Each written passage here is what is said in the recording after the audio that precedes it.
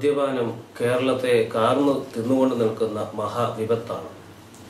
കേരളത്തിലെ ജനങ്ങളിൽ വളരെ ഭൂരിഭാഗവും മദ്യം ഉപയോഗിക്കുന്നു എന്നുള്ളത് ബിവറേജസ് കോർപ്പറേഷന്റെ കണക്കുകൾ സൂചിപ്പിക്കുന്ന സത്യമായ കാര്യമാണ്. ഇത്തരുണത്തിൽ മദ്യപാനത്തെക്കുറിച്ചും മദ്യത്തിൻ്റെ ദൂഷ്യഫലത്തെക്കുറിച്ചും നമ്മുടെ ജനങ്ങൾക്ക് അവബോധം നൽകുക എന്ന് പറയുന്നത് പരമല മാർ ഗ്രിഗോറിയോസ് ഡി അഡിക്ഷൻ സെന്ററിന്റെ ഒരു ധർമ്മമായി ഞങ്ങൾ കണക്കാക്കുന്നു. മദ്യം മനുഷ്യ ശരീരത്തിൽ വളരെ ചെറിയ ഘടകമായി ആവശ്യമായിട്ടുള്ള ഒന്നാണ്. എന്നാൽ അതിന്റെ അളവ് വർദ്ധിക്കുമ്പോൾ അത് മനുഷ്യനെ നാശത്തിലേക്ക് കൊണ്ടുപോകുന്നു എന്നുള്ളതിൽ യാതൊരു സംശയവുമില്ല.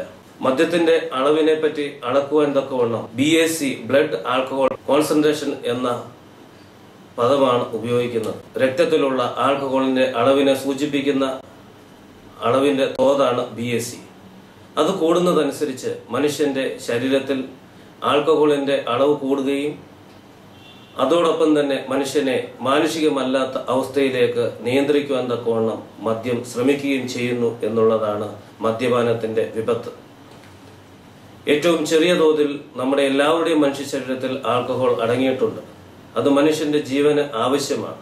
എന്നാൽ ആ തോത് കൂടുന്നതനുസരിച്ച് മനുഷ്യൻ മാനുഷികമല്ലാത്ത പ്രവർത്തനങ്ങളിൽ ഏർപ്പെടുവാൻ തക്കവണ്ണം ഇടയാകുന്നു. BAC കൂടുമ്പോൾ ഏകദേശം 2000 മുതൽ 3000 വരെ മില്ലിഗ്രാം BAC കൂടുമ്പോൾ മനുഷ്യന്റെ കൈകാലുകൾ വിറയ്ക്കുകയും ശരീരം നേരെ നിൽക്കുവാൻ സാധ്യമല്ലാത്ത അവസ്ഥയിലേക്ക് വരുന്നു എന്നുള്ളത് കണക്കുകൾ സൂചിപ്പിക്കുന്നു. ശാസ്ത്രം അതിന് വളരെ ശക്തമായി യോജിക്കുന്നുണ്ട്. എന്നാൽ അതിനേക്കാൾ ഉപരി മദ്യം ഉപയോഗിക്കുമ്പോൾ BACയുടെ അളവ് കൂടുമ്പോൾ മനുഷ്യൻ തന്റെ യഥാർത്ഥമായിട്ടുള്ള ബോധത്തിൽ നിന്നും മാറി അൺകോൺഷ്യസ് ലെവലിലേക്ക് മാറുകയും അവൻ ചെയ്യുന്നതും അവന്റെ നടപ്പും പ്രവൃത്തിയും ഒന്നും തന്നെ തിരിച്ചറിയാൻ പറ്റാത്ത അവസ്ഥയിലേക്ക് അവന്റെ ശരീരം ചെന്നെത്തുകയും ചെയ്യും. ഏകദേശം 4000 മുതൽ 7000 വരെ BACയുടെ അളവ് കൂടുമ്പോൾ മനുഷ്യനെ മരണത്തിലേക്ക് അത് കൊണ്ടുചെന്ന് എത്തിക്കുവാൻ സാധിക്കും എന്നുള്ളതും കണക്കുകൾ സൂചിപ്പിക്കുന്ന കാര്യമാണ്. അതുകൊണ്ട് മനുഷ്യ ശരീരത്തിൽ ആവശ്യമായിട്ടുള്ള മദ്യത്തിന്റെ അളവ് വർദ്ധിക്കുമ്പോൾ ഒന്ന് ശാരീരികമായിട്ടുള്ള രോഗത്തിലേക്ക് മനുഷ്യനെ കൊണ്ടുചെന്നെത്തിക്കുവാൻ തക്കവണ്ണം സാധിക്കുന്നു. ഏറ്റവും അധികം മദ്യം ബാധിക്കുന്നത് മനുഷ്യന്റെ കരളിനെയാണ്. കരള് ദ്രവിച്ചു പോകത്തക്ക രീതിയിൽ അതിന്റെ അവസ്ഥയെ മാറ്റുകയും അവസാനം കരൾ ക്യാൻസർ ബാധിച്ച് മരണമടയുവാൻ തക്കവണ്ണം ഇടയാവുകയും ചെയ്യുന്നു. രണ്ടാമത് ദഹനേന്ദ്രിയ വ്യൂഹത്തെ മദ്യം ബാധിക്കുന്നു.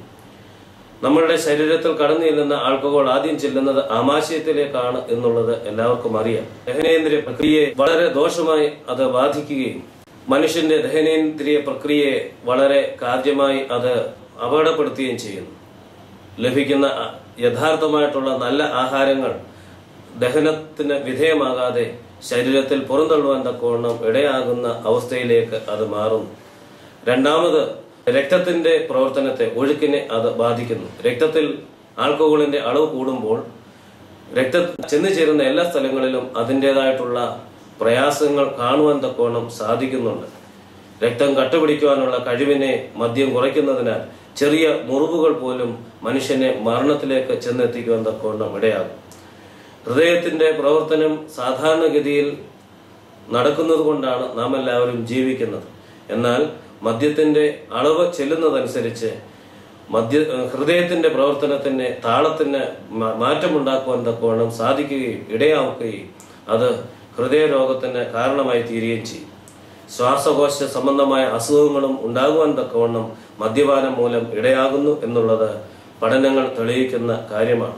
തലച്ചോറിനെ ഇത് കാര്യമായി ബാധിച്ചുകൊണ്ട് സാധാരണ രീതിയിൽ തലച്ചോറ് നിയന്ത്രിക്കുന്ന എല്ലാ ഗ്രന്ഥികളുടെയും പ്രവർത്തനത്തെ താറുമാറാക്കുകയും മനുഷ്യന്റെ ഓർമ്മ മുതൽ ബുദ്ധികേന്ദ്രമായ ബുദ്ധി വരെ മാറ്റം വരുത്തുവാൻ തക്കവണ്ണം മദ്യത്തിന്റെ പ്രവർത്തനം സാധിക്കുന്നുണ്ട്.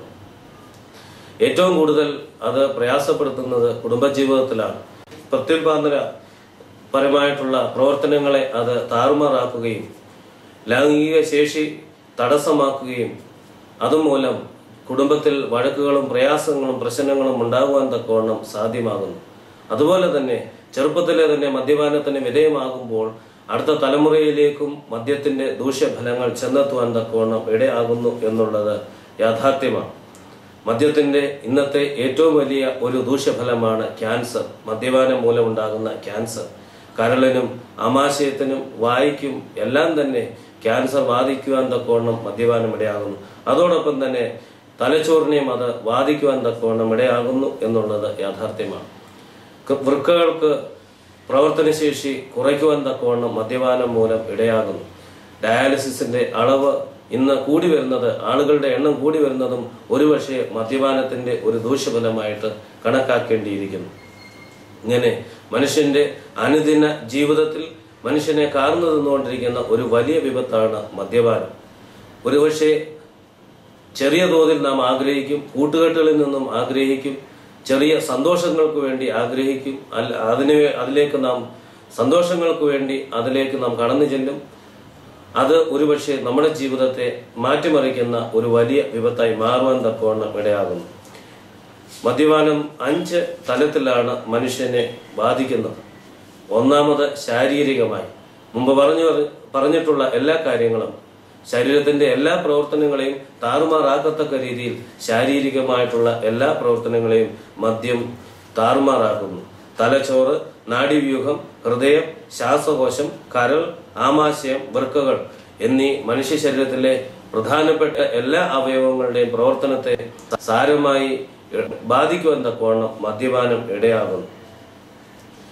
അതുമൂലം ശാരീരികമായിട്ടുള്ള രോഗങ്ങൾ, ഉറക്കക്കുറവ്, ദഹനക്കുറവ്, അങ്ങനെയുള്ള ശാരീരിക രോഗങ്ങൾ സ്വാഭാവികമായി മനുഷ്യന് ഉണ്ടാകുവാൻ തക്കവണ്ണം ഇടയാകുന്നു. അതോടൊപ്പം തന്നെ കാഴ്ചയുടെ കുറവ് ഉണ്ടാകുവാൻ തക്കവണ്ണം മദ്യപാനം ഇടയാകുന്നു. മദ്യത്തിന്റെ ദൂഷ്യഫലങ്ങളിൽ ഏറ്റവും പ്രധാനപ്പെട്ടതാണ് മനുഷ്യന്റെ കാഴ്ചശേഷി നഷ്ടപ്പെടുന്നത്. വിഷമദ്യം കഴിച്ച് കാഴ്ചശേഷി നഷ്ടപ്പെട്ട അനേകം പേരുടെ കഥകൾ ഒരുപക്ഷെ പത്രങ്ങളിലൂടെ നാം വായിച്ചിട്ടുള്ളതാണ്. ഏകദേശം 50% പേർക്ക് ഉറക്കക്കുറവ് ഉണ്ടാകുന്നതായിട്ട് പഠനങ്ങൾ തെളിയിക്കുന്നു.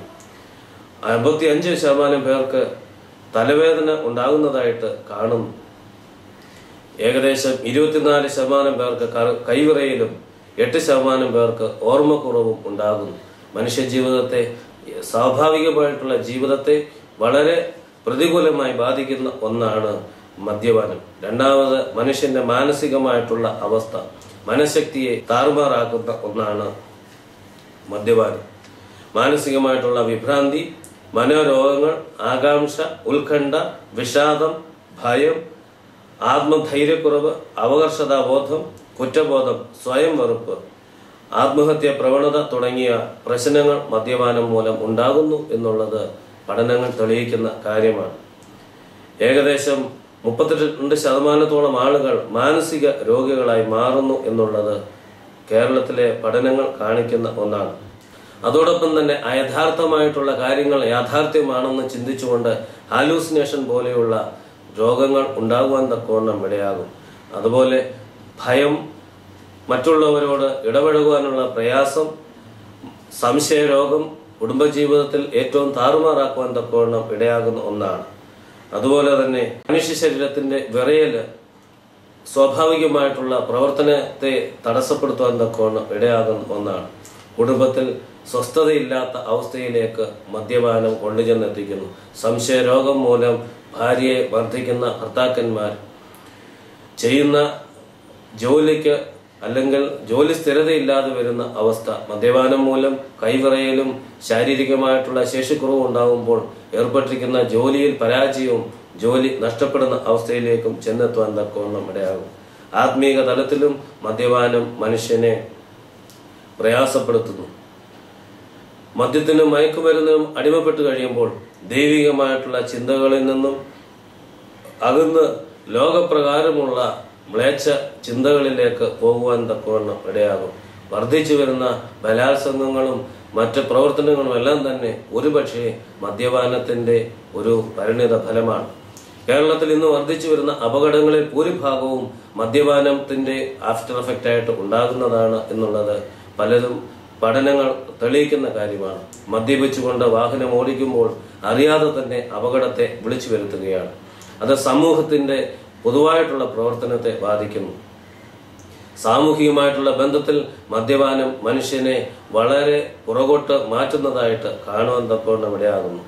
ചെറിയ കാരണങ്ങൾ പോലും വലുതാക്കി വഴക്കുണ്ടാക്കുവാനുള്ള പ്രവണത മദ്യപാനം തൻ്റെ ഉള്ളിലുള്ള മദ്യം മൂലം ഉണ്ടാകുന്നു എന്നുള്ളത് യാഥാർത്ഥ്യമാണ്. ചുരുക്കത്തിൽ മദ്യത്തിന്റെ പ്രവർത്തനം ശരീരത്തെ ബാധിക്കുന്നു, മനസ്സിനെ ബാധിക്കുന്നു, ആത്മാവിനെ ബാധിക്കുന്നു, കുടുംബ ബന്ധത്തെ തകർക്കുന്നു, സമൂഹ ജീവിതത്തിൽ പ്രയാസങ്ങൾ ഉണ്ടാക്കുന്നു.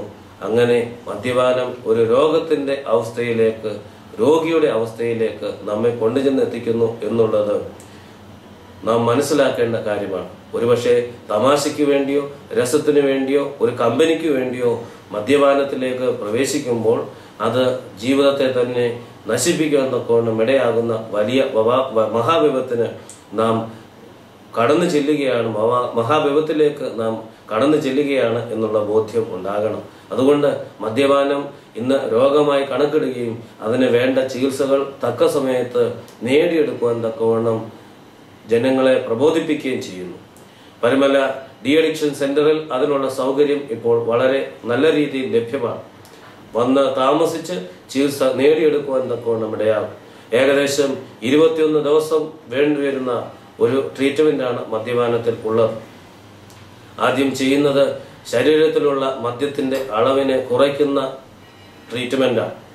അതിനുശേഷം മദ്യത്തിന്റെ പ്രയാസം മൂലം ശരീരത്തിലുണ്ടായിട്ടുള്ള രോഗങ്ങളെ മാറ്റുവാൻ തക്കവണ്ണമുള്ള ട്രീറ്റ്മെന്റ് നടത്തുന്നു. അവസാനമായി മദ്യത്തിനോടുള്ള ആസക്തി കുറയ്ക്കുവാൻ തക്കവണ്ണം വേണ്ട ട്രീറ്റ്മെന്റുകൾ നടത്തുന്നു. അങ്ങനെ മൂന്ന് ഘട്ടമായി നടത്തുന്ന ട്രീറ്റ്മെന്റാണ് ശരീരത്തിലെ മദ്യത്തിന്റെ അളവിനെ കുറയ്ക്കുക, മദ്യം മൂലമുണ്ടായിട്ടുള്ള ശാരീരിക ബലഹീനതകളെ അകറ്റുക, മൂന്നാമതായി മദ്യത്തോടുള്ള ആസക്തി വർദ്ധിപ്പിക്കുന്നതിനെ തടുക്കുവാൻ തക്കവണ്ണം ആവശ്യമായിട്ടുള്ള മരുന്നുകൾ നൽകുക. ഈ 3 തലത്തിലുള്ള ട്രീറ്റ്മെന്റിന് ഏകദേശം 21 ദിവസമാണ് ആവശ്യം. ആശുപത്രിയിൽ താമസിച്ച് അവിടെ നിന്നും ലഭിക്കുന്ന ട്രീറ്റ്മെന്റുകൾ കൊണ്ട് ഏകദേശം 80% ആളുകൾ ഇന്ന് മദ്യത്തിനോട് വിട പറഞ്ഞിട്ടുണ്ട് എന്നുള്ളത് വളരെ സന്തോഷത്തോടു കൂടി പറയുവാൻ തക്കവണ്ണം സാധിക്കുന്ന കാര്യമാണ്. ഏകദേശം 5000-ൽ പരം ആളുകളെ 1998 ശേഷം ഈ സ്ഥാപനത്തിൽ ചികിത്സിക്കുവാൻ തക്കവണ്ണം ഇടയായിട്ടുണ്ട്. എല്ലാ 2ാം ശനിയാഴ്ചയും ആൽക്കഹോളിക് അനോണിമസിന്റെ മീറ്റിംഗ് വളരെ നല്ല രീതിയിൽ പരുമല ആശുപത്രിയിൽ നടത്തി വരുന്നുണ്ട്. ഇതെല്ലാം തന്നെ ആളുകൾക്ക് ഇതിനോടുള്ള താല്പര്യത്തെ സൂചിപ്പിക്കുന്ന ഒന്നാണ്. ഇന്നത്തെ കേരളത്തിന്റെ കണക്ക് മദ്യപാനത്തെ പറ്റി എടുക്കുകയാണെങ്കിൽ കഴിഞ്ഞ വർഷം നൂറനാട് പഞ്ചായത്തിൽ നടത്തിയ ഒരു പഠനത്തിൽ കാണുവാൻ തക്കവണ്ണം സാധിക്കുന്നത് 12 വയസ്സ് പ്രായമുള്ള ആൺകുട്ടികളും പെൺകുട്ടികളും മദ്യപാനത്തിലേക്ക് തിരിയുന്നതായിട്ട്, അതിന്റെ ചെറിയ ഡോസുകൾ അനുഭവിച്ച് രുചി അറിഞ്ഞിട്ടുള്ളതായിട്ട് മനസ്സിലാക്കാൻ സാധിക്കുന്നു. ഏകദേശം 12% പരം ആൺകുട്ടികളും 3% പരം പെൺകുട്ടികളുമാണ് ഈ രീതിയിൽ തങ്ങളുടെ മദ്യപാനത്തിന്റെ ആരംഭത്തെ പറ്റി സൂചിപ്പിക്കുവാൻ തക്കവണ്ണം അവർക്ക് കൊടുത്ത ചോദ്യോത്തരത്തിൽ പൂരിപ്പിച്ച് നൽകിയത്. 3% പെൺകുട്ടികളും സാധാരണ ഗ്രാമപ്രദേശത്ത് ഉണ്ടാകുന്നുവെങ്കിൽ അത് എത്രത്തോളം സമൂഹത്തെ കാർന്നു തിന്നുകൊണ്ടിരിക്കുന്നു എന്നുള്ളത് നാം മനസ്സിലാക്കണം. എങ്ങനെ മദ്യപാനത്തിലേക്ക് തുടക്കം കുറിക്കുന്നു എന്ന് ചോദിച്ചാൽ, ഈ കഴിഞ്ഞ പഠനത്തിൽ പറയുന്നത്, കുട്ടികൾ സൂചിപ്പിക്കുന്നത്, ഭവനത്തിൽ നിന്ന് തന്നെ പിതാക്കന്മാർ കൊണ്ടുവെക്കുന്ന മദ്യത്തിന്റെ കുപ്പിയിൽ നിന്ന് തന്നെ ആദ്യത്തെ സിപ്പ് രുചിച്ചുകൊണ്ട് അവർ ഈ കർമ്മത്തിലേക്ക് പ്രവേശിക്കുന്നു എന്നുള്ളതാണ്. കർമ്മം എന്ന് പറയുന്നത് സ്വാഭാവികമായി മനഃപൂർവ്വം ഉപയോഗിച്ച ഒരു പദമാണ്. തുടർന്ന് അത് അവനെ ഒരുപക്ഷെ ജീവിതത്തിന്റെ രസങ്ങളിലേക്ക് കൊണ്ടുപോകുവാൻ ആസക്തി കൂട്ടുന്ന ഒന്നായി മാറിയേക്കാം. പിതാവ് സൂക്ഷിച്ചു കൊണ്ടുവെക്കുന്ന സാധനം മകൻ പിതാവ് അറിയാതെ എടുത്ത് ഉപയോഗിക്കുകയും അതിലൂടെ അവനും മദ്യത്തിന്റെ രുചിയിലേക്ക് പ്രവേശിക്കുകയും ചെയ്യുന്നു. അത് നമ്മുടെ നാടിനെ തന്നെ നാശത്തിലേക്ക് കൊണ്ടുപോകാൻ തക്കവണ്ണം ഇടയാക്കുന്ന ഒന്നാണ്. ജനിതക വൈകല്യങ്ങൾ ഇന്ന് വർദ്ധിച്ചു വരുന്നു.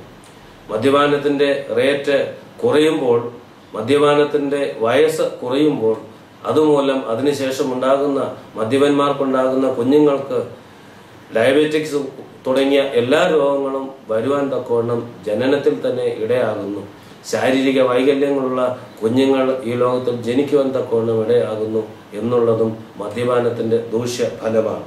അതുകൊണ്ട് മദ്യപാനം നമ്മെ നശിപ്പിക്കുന്ന, നമ്മുടെ ഭവനത്തെ നശിപ്പിക്കുന്ന, നമ്മുടെ സമൂഹത്തെ നശിപ്പിക്കുന്ന, നമ്മുടെ ജീവിതത്തെ നാശത്തിലേക്ക് കൊണ്ടുചെന്നെത്തിക്കുന്ന ഒന്നാണ് എന്ന് പറയുവാൻ തക്കവണ്ണം ആഗ്രഹിക്കുന്നു. പരിമല ഡി അഡിക്ഷൻ സെന്ററുമായിട്ട് ബന്ധപ്പെട്ട് കഴിഞ്ഞാൽ ആവശ്യമായിട്ടുള്ള ബോധവൽക്കരണം അവിടെ നിന്ന് ലഭിക്കാൻ തക്കവണ്ണം ഇടയാകും. ഈ ഒരു സാഹചര്യം ഒരുക്കി തന്ന ഗ്രിഗോറിയൻ ടിവിയോടുള്ള നന്ദി അറിയിച്ചുകൊണ്ട് നിർത്തുന്നു.